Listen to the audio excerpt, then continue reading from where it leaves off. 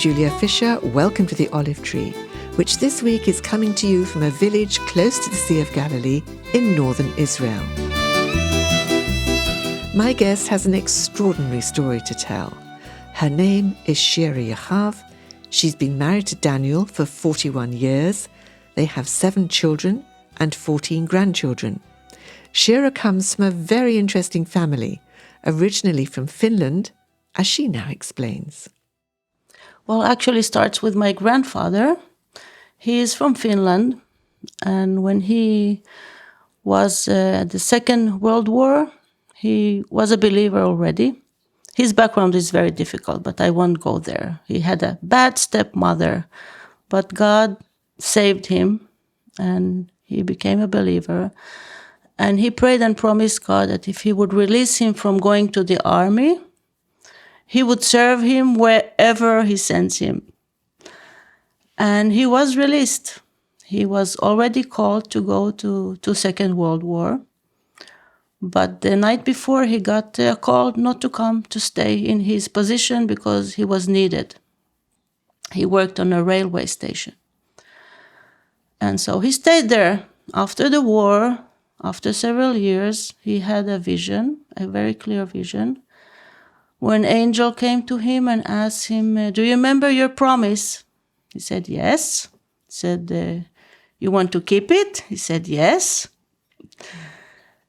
So he took him by his hand and they flew somewhere. He didn't know where.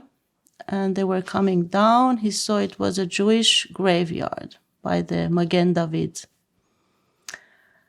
And they came down and the angel told him, preach the good news. And he said, but everybody's dead. There is nothing here. And he said, preach the good news. And he said, but to whom?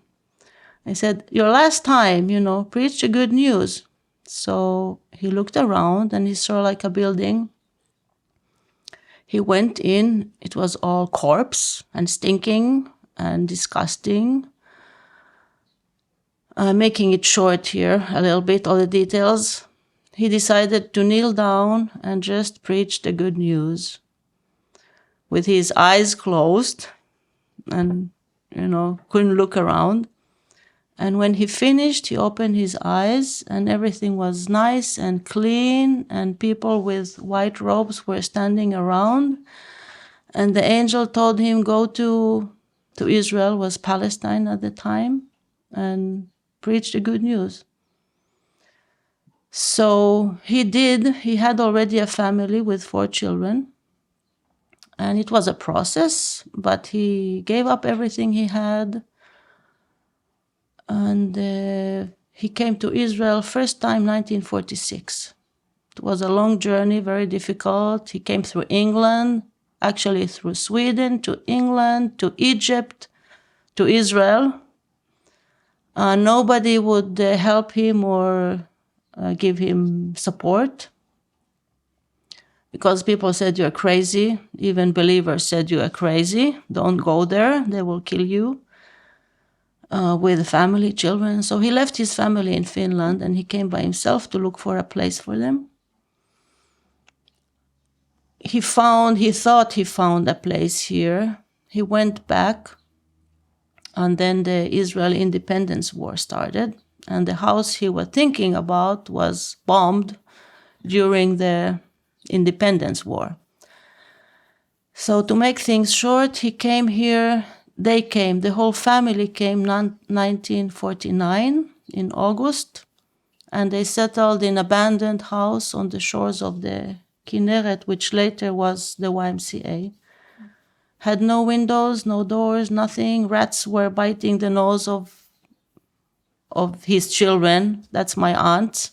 My father is one of his sons. But from there, God kept them. It's a very long story. It can be read in the book.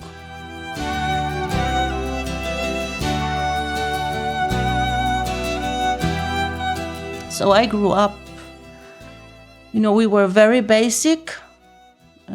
Many years the family had no support, and grandfather worked with giving out Bibles, a whole Bible in Hebrew, which means Bible and New Testament, which was not anywhere to find in Hebrew. And he couldn't print them in Israel, so he printed them in Finland and brought them here and put ads in the newspapers, whoever wanted, in all languages for different people, new immigrants that came, Romanian, Hungarian, Russian, Hebrew, many, many different languages. And people would write to him and ask and receive free, without, of course, paying for them. And he did get support from private people, just private friends in Finland that supported him for many, many years, until some fellowships started supporting him. So I remember as a child, my father would go around. My father was 13 when he arrived in Israel. But then when I was born,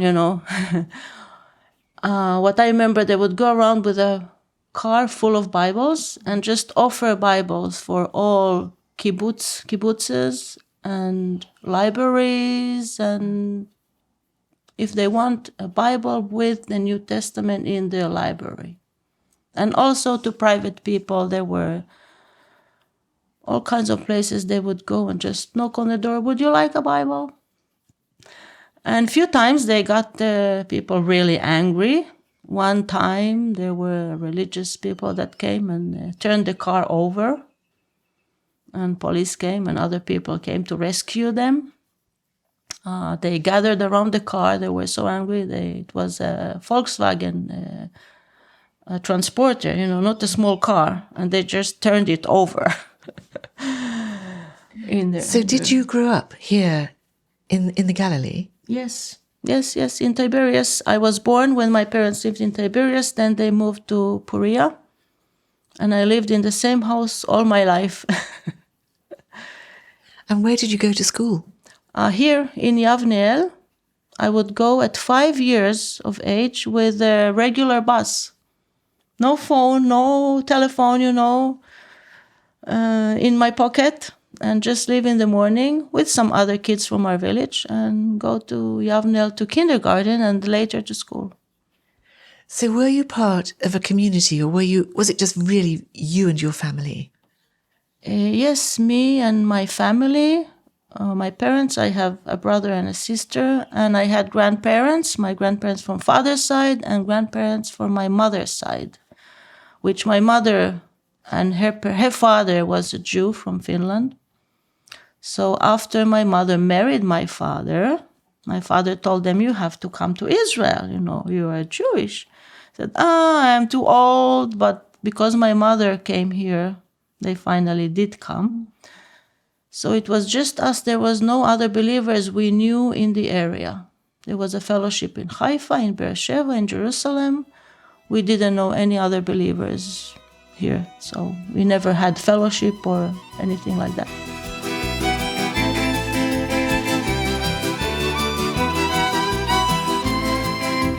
So when you look back on your childhood, Shirya, what sort of emotions does it conjure up in you? What sort of feelings do you have about it? Was it a good time, or was it a pretty hard time?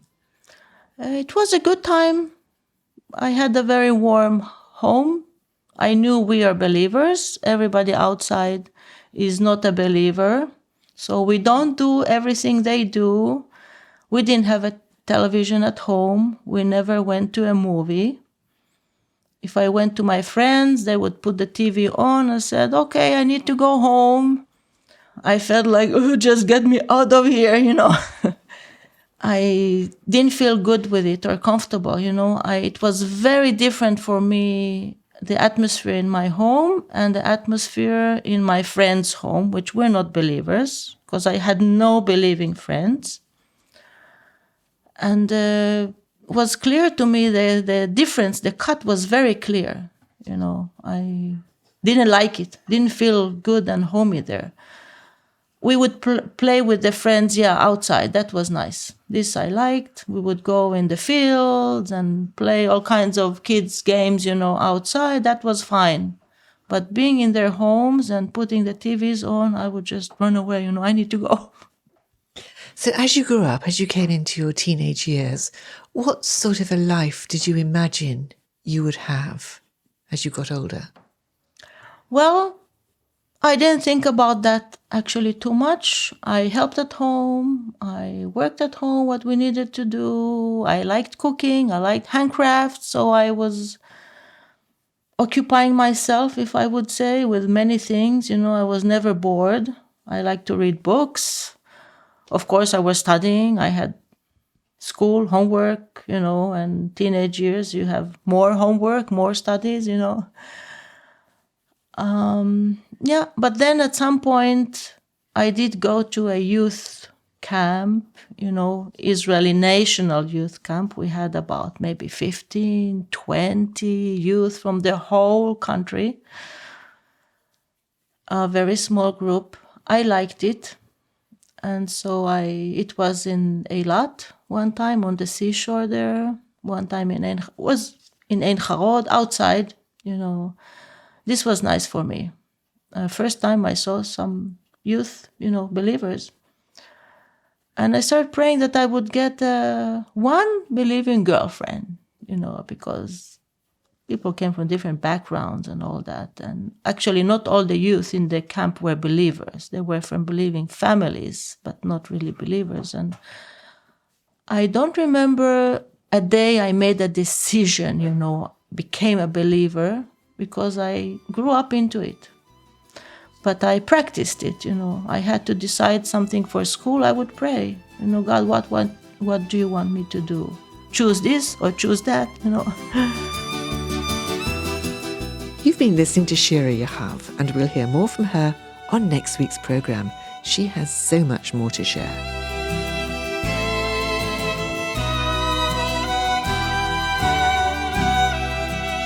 The Olive Tree Reconciliation Fund is a Christian charity based in the UK that supports the needs of both Jewish believers and Arab or Palestinian Christians living in Israel and the wider Middle East.